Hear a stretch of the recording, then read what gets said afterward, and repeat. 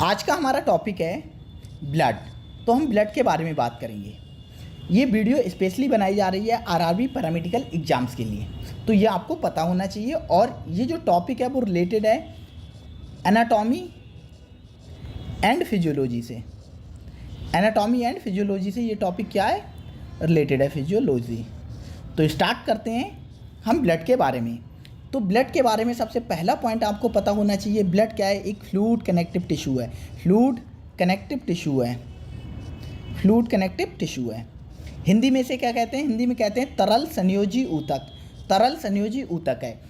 अब ब्लड के कंपोनेंट की बात करते हैं, कंपोनेंट की बात करते हैं। इसके कंपोनेंट क्या क्या होते हैं। तो ब्लड में दो चीज़ें होती हैं, एक होती है ब्लड में प्लाज्मा और एक होते हैं formed element. Formed element, formed element. तो फॉर्म्ड एलिमेंट जो होते हैं वो 45% पार्ट बनाते हैं ब्लड का, और प्लाज्मा होती है वो 55% पार्ट बनाती है ब्लड का। तो ब्लड में 55% क्या होती है, प्लाज्मा, 45% क्या होते हैं, फॉर्म्ड एलिमेंट। अब हम पहले प्लाज्मा की बात करेंगे, उसके बाद बात करेंगे फॉर्म्ड एलिमेंट की। तो पहले प्लाज्मा की बात करते हैं हम। तो प्लाज्मा में हमारा क्या क्या होता है, प्लाज्मा में होता है सबसे पहले क्या होता है, प्लाज्मा वाटर होता है। प्लाज्मा में प्रोटीन्स होती हैं कुछ, जिन्हें प्लाज्मा प्रोटीन्स कहते हैं। और क्या होते हैं, न्यूट्रिएंट्स होते हैं, और कुछ इलेक्ट्रोलाइट्स भी होते हैं, इलेक्ट्रोलाइट्स। तो इतनी चीज़ें प्लाज्मा में पाई जाती हैं। और भी चीज़ें होती हैं, मतलब इतनी चीज़ें हम पढ़ते हैं। तो जो वाटर होता है वो क्या करता है, इसका मेजर पोर्शन बनाता है, 90 से 92% पार्ट वाटर से बना होता है प्लाज्मा का। प्रोटीन्स होती हैं, कौन कौन सी प्रोटीन्स पाई जाती हैं प्लाज्मा में, तो आपने नाम सुना होगा एल्ब्यूमिन, एल्ब्यूमिन होती है, ग्लोबुलिन होती है, और क्या होती है, फाइब्रिनोजन, फाइब्रिनोजन। तो इनके फंक्शन बताते हैं। जो एल्ब्यूमिन होती है वो ऑस्मोटिक प्रेशर, जो ऑस्मोटिक प्रेशर या ऑन्कोटिक प्रेशर होता है उसे मेंटेन करती है। इसे परासरणी दाब भी कहते हैं, परासरणी दाब को मेंटेन करती है। ग्लोबुलेंस होती है, बॉडी की इम्यूनिटी में इन्वॉल्व होती है, इम्यूनिटी, प्रतिरक्षी तंत्र में इन्वॉल्व होती है। फिर फाइब्रिनोजन होती है, ये क्या है, ब्लड क्लॉटिंग, ब्लड क्लॉटिंग में इन्वॉल्व होती है। तो तीनों के फंक्शन आपको पता होना चाहिए, एल्ब्यूमिन का फंक्शन क्या है, ग्लोबुलिन का फंक्शन क्या है, और फाइब्रिनोजन का फंक्शन क्या है। फिर न्यूट्रिएंट्स की बात करते हैं। जो भी न्यूट्रिएंट्स होते हैं, जैसे कार्बोहाइड्रेट है, कार्बोहाइड्रेट है, लिपिड है, अमाइनो एसिड हैं, अमाइनो एसिड हैं, ये सारे नेचुरली, मतलब एक तरीके से हम कहें कि स्टोर नहीं होते हैं। प्लाज्मा में ये क्या होते हैं, ट्रांसिएंट फॉर्म में होते हैं, और ये क्या होते हैं, ट्रैवल करते रहते हैं। प्लाज्मा के थ्रू ये क्या करते हैं, ट्रैवल करते रहते हैं न्यूट्रिएंट्स। इलेक्ट्रोलाइट्स की बात करते हैं। कौन कौन से इलेक्ट्रोलाइट्स होते हैं जो मतलब मेजरली पाए जाते हैं, सोडियम होता है ब्लड में, और क्या होता है, कैल्शियम होता है, और क्या होता है, मैग्नीशियम होता है, बाइकार्बोनेट होता है, क्लोराइड होता है, और भी होते हैं, लेकिन ये मेजर हम पढ़ते हैं। इसमें से कैल्शियम है, वो ब्लड क्लॉटिंग में इम्पॉर्टेंट रोल प्ले करता है। ब्लड क्लॉटिंग, ब्लड क्लॉटिंग में इम्पॉर्टेंट रोल प्ले करता है, ये आपको पता होना चाहिए। तो हमने प्लाज्मा के बारे में क्या क्या पढ़ा है, प्लाज्मा में वाटर होता है, प्रोटीन होती है, न्यूट्रिएंट्स होते हैं, इलेक्ट्रोलाइट्स होते हैं। जो वाटर होता है वो 90 से 92% होता है। प्रोटीन कौन कौन सी होती हैं, एल्ब्यूमिन होती हैं जो ऑस्मोटिक पोटेंशियल को कंट्रोल करती हैं, ग्लोबुलिन होती हैं जो इम्यूनिटी या मतलब सपोर्ट या डिफेंस प्रोवाइड करती हैं बॉडी को, फाइब्रिनोजन होती हैं ब्लड क्लॉटिंग में इंपॉर्टेंट रोल प्ले करती हैं। जो न्यूट्रिएंट्स होते हैं वो ट्रांजिएंट फॉर्म में होते हैं और ट्रैवल होते रहते हैं प्लाज्मा के थ्रू। जो इलेक्ट्रोलाइट होते हैं वो सोडियम आयन होते हैं, कैल्शियम आयन होते हैं, मैग्नीशियम आयन होते हैं, बाइकार्बोनेट आयन होते हैं, क्लोराइड आयन होते हैं। और जो इसमें से जो कैल्शियम होता है उसका इंपॉर्टेंट रोल होता है किसमें, ब्लड क्लॉटिंग में। तो प्लाज्मा के बारे में आपको अपने एग्जाम के लिए इतनी चीज़ें पता होना चाहिए, मिनिमम इतना तो पता होना ही होना चाहिए। नेक्स्ट हम आगे बात करते हैं फॉर्म्ड एलिमेंट की। फॉर्म्ड एलिमेंट, तो फॉर्म्ड एलिमेंट में क्या क्या चीज़ें आती हैं, तीन चीज़ें आती हैं। एक आता है आरबीसी, एक आता है डब्ल्यूबीसी, एक आता है प्लेटलेट्स। ये तीन चीज़ें आती हैं, प्लेटलेट्स आती हैं। तो तीनों चीज़ों के बारे में हम एक एक करके बात करते हैं।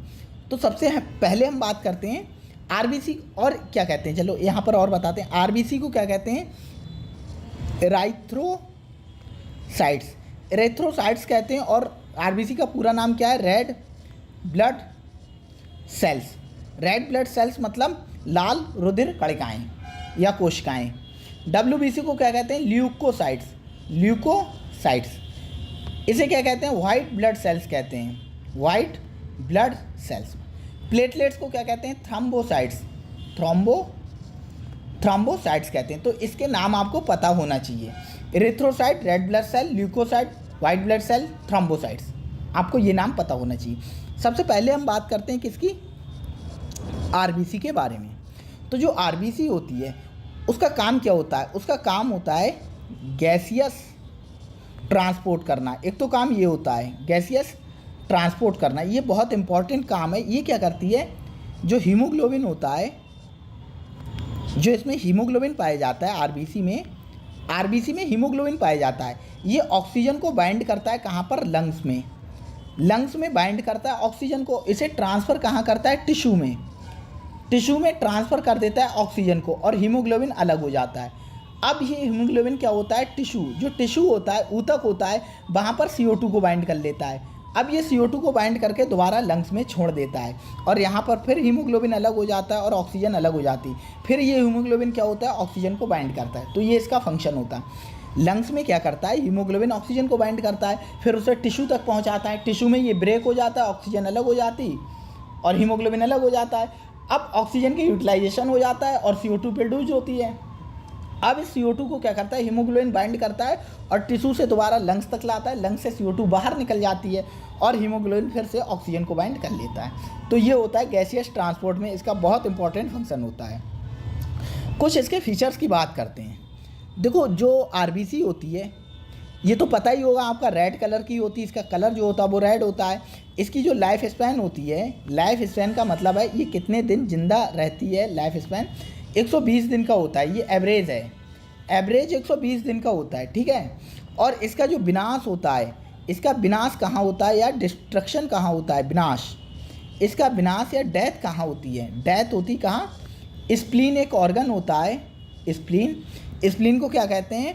स्प्लीन को कहते हैं हम प्लीहा कहते हैं हिंदी में। स्प्लीन को प्लीहा कहते हैं। इसीलिए स्प्लीन को क्या कहते हैं? Graveyard of RBC। RBC का कब्रिस्तान कहते हैं हिंदी में। RBC का कब्रिस्तान किसे कहते हैं? स्प्लीन। स्प्लीन को क्या कहते हैं हिंदी में? प्लीहा कहते हैं। तो ये हमने थोड़ा RBC के बारे में पढ़ा। और RBC में क्या होता है? RBC में क्या होता है? एक प्रोटीन पाई जाती है जिसे हम क्या कहते हैं? हीमोग्लोबिन कहते हैं।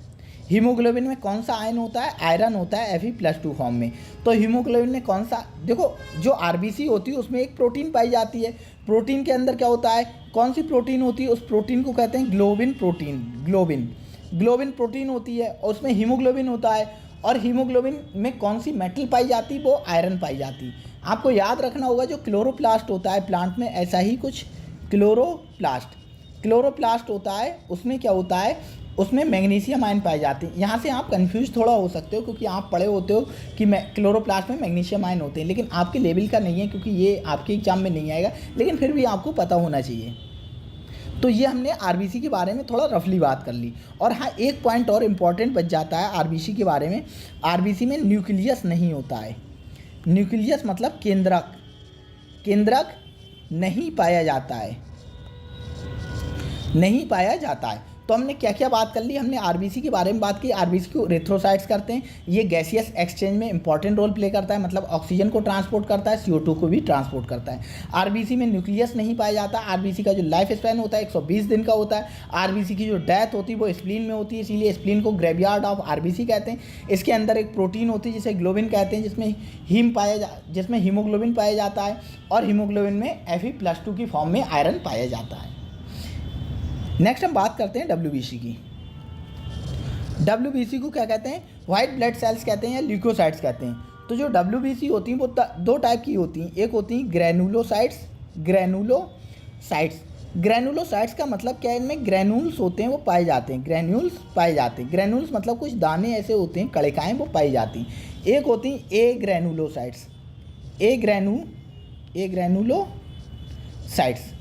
ग्रैनुलोसाइट्स का मतलब है इनमें क्या होते हैं? ग्रैन्यूल्स मतलब जो दाने होते हैं छोटे छोटे वो नहीं पाए जाते हैं, नहीं प्रेजेंट होते हैं। तो जो ग्रैनुलोसाइट्स होती हैं उसमें क्या आता है? उसमें 3 चीज़ें आती हैं। एक आता है न्यूट्रोफिल्स, न्यूट्रोफिल्स आती हैं, एक आता है ईसनोफिल्स, योसिनोफिल्स, और एक क्या आता है बेसोफिल्स, बेसोफिल्स। जो ए ग्रेनुलोसाइट्स आते हैं उनमें दो चीज़ें आती हैं, एक आता है लिम्फोसाइट्स और एक क्या आता है मोनोसाइट्स। तो ये आपको पता होना चाहिए। ग्रेनुलोसाइट्स इसके मतलब दो टाइप होते हैं। एक क्या होता है, एक ग्रेनुलोसाइट्स होता है जिसमें क्या होता है ग्रेनुल्स पाए जाते हैं, और कौन कौन सी होती हैं, न्यूट्रोफिल्स, ईसनोफिल्स, बेसनोफिल्स। एक ग्रेनुलोसाइट्स होती है जिसमें ग्रेनुल्स नहीं पाए जाते हैं, इसमें क्या होता है लिम्फोसाइट्स, मोनोसाइट्स। सबके फंक्शन के बारे में थोड़ा थोड़ा देखते हैं। इनका काम होता है न्यूट्रोफिल का फैगोसाइटोसिस करना। फैगोसाइटोसिस, कोई भी फॉरेन ऑर्गेनिज्म है, बैक्टीरिया है, वायरस है, कोई भी एंटीजन वगैरह, उन्हें फैगोसाइट्स करना, फैगोसाइटोसिस को क्या कहते हैं, भक्षण कहते हैं, खा जाना। फैगोसाइट कर लेना, खा जाना और उसे मार देना। जो ईसनोफिल्स होते हैं ये क्या करती हैं, जो इन्फेक्शन होता है बॉडी में तो इन्फेक्शन से ये बचाव करती हैं, इसीलिए इन्फेक्शन के टाइम इनका जो लेवल होता है वो बढ़ जाता है। जो बेसोफिल्स होती हैं वो क्या करती हैं, इन्फ्लेमेशन कराती हैं, बॉडी में इन्फ्लेमेशन कराती हैं, ये इन्फ्लेमेशन में इन्वॉल्व होती हैं। और बेसोफिल्स का काम क्या होता है, ये सिक्रीट करती हैं, तीन बहुत इंपॉर्टेंट चीज़ों को ये सिक्रीट करती हैं। एक होता है हिस्टामाइन को सिक्रीट करती हैं जो एलर्जी में इन्वॉल्व होता है। एक सेरोटोनिन को सिक्रीट करती हैं, सेरोटोनिन को हैप्पी हार्मोन भी कहते हैं या हैप्पी न्यूरोट्रांसमीटर। और हेपेरिन, इन तीन सब्सटेंस को सिक्रीट करती हैं बेसोफिल्स। ये इंपॉर्टेंट है, बहुत इंपॉर्टेंट है। जो बेसोफिल्स होती हैं वो तीन चीज़ों को सिक्रीट करती हैं। जो मोनोसाइट्स होती हैं ये भी फैगोसाइटोसिस करती हैं। फैगोसाइटोसिस मतलब भक्षण करती हैं, कोई भी फॉरेन ऑर्गेनिज्म जैसे बैक्टीरिया का इन्फेक्शन है, वायरस का है, और भी बेकार की चीज़ बॉडी के अंदर कोई प्रोटोजोआ है, ये सारी चीज़ें चली गई तो उन्हें मारकर ख़त्म करने का काम मोनोसाइट्स और न्यूट्रोफिल्स का होता है।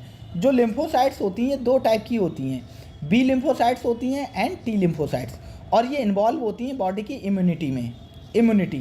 इम्यूनिटी या हम बोलें प्रतिरक्षी जो तंत्र होता है बॉडी का,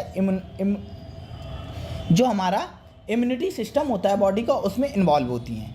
तो ये हमने बता दिया आपको क्या है WBC के बारे में। तो WBC को याद करने की ट्रिक है, एक ट्रिक क्या है, MLA of Bengal, MLA of Bengal. तो M से मोनोसाइट्स, L से लिम्फोसाइट। लिम्फोसाइट क्या है, A ग्रेनुलोसाइट्स हैं। B से बेसोफिल्स, ईसनोफिल्स, न्यूट्रोफिल्स, ग्रेनुलोसाइट्स हैं। तो आप आसानी से याद रख सकते हो बेसोफिल्स, ईसनोफिल्स, न्यूट्रोफिल्स क्या हैं, ग्रेनुलोसाइट्स हैं।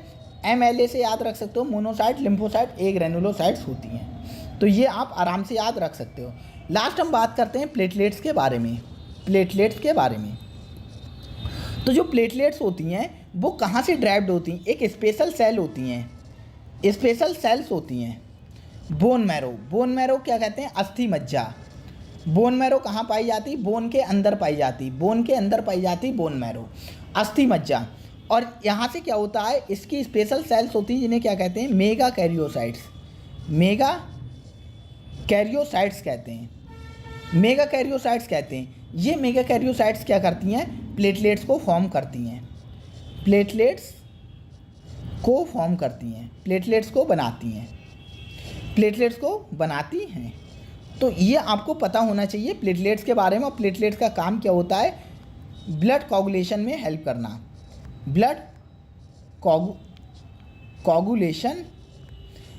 करना, मतलब ब्लड कोगुलेशन को क्या बोलते हैं, रक्त का थक्का जमाना या स्कंदन भी बोलते हैं,